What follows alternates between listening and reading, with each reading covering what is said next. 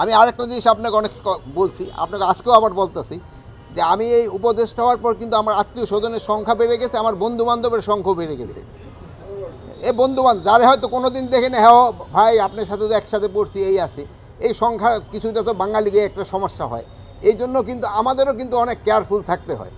এই জন্য আপনারা আমাকে সবসময় কারেক্ট সংবাদ দিয়ে যাচ্ছেন, আপনাদেরকে এই সংবাদের উপর ভিত্তি করে কিন্তু আমরা কাজ করে যাচ্ছি। রমজানে যে শোনেন, আমি আপনারা আমার দুর্নীতি যদি করি, আমি আপনারা লিখে দেন যে স্যার আপনি এখানে দুর্নীতি করতেছে, আমার তো কোনো আফসোস নেই। আপনারা সত্যি কথা লিখবেন, এটাই তো চাই। আপনারা সত্যি কথা লিখলে জনগণ, হ্যাঁ আপনি যেটা বললেন, হ্যাঁ চাঁদাবাজি এগুলির ক্ষেত্রে অবশ্যই, চাঁদাবাজির ক্ষেত্রে কিন্তু অনেক সময় জিনিসের দাম বেড়ে যায়। এই জন্য আমরা কিন্তু যেন চাঁদাবাজির মাধ্যমে জিনিসপত্রের দাম না বাড়ে, এই জন্য আমরা চেষ্টা করতেছি। রমজানের সময় যদি কোনো নিত্যপণ্যের দাম বাড়ায়, সে শুধু জনগণের কাছে না, সে আল্লাহর কাছেও কিন্তু দায়ী হয়ে থাকবে, সে কিন্তু আল্লাহর কাছেও দায়ী হয়ে থাকবে।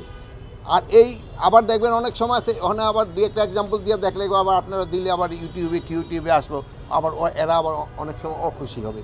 কিন্তু এটা ক্ষেত্রে আপনারও লোকজনকে সচেতন করবেন, এবং আমাদের ক্ষেত্রে আমাদের যতটা অ্যাকশন নেওয়ার আমরা অতটা নিব। ব্যবসায়ী বলতেছিল রোজার মাসে কিন্তু অনেকে বেশি আয় করতে চায়, কিন্তু এটা যেন না করে, এইদিকে আপনাকে একটুখানি সজাগ হতে হবে।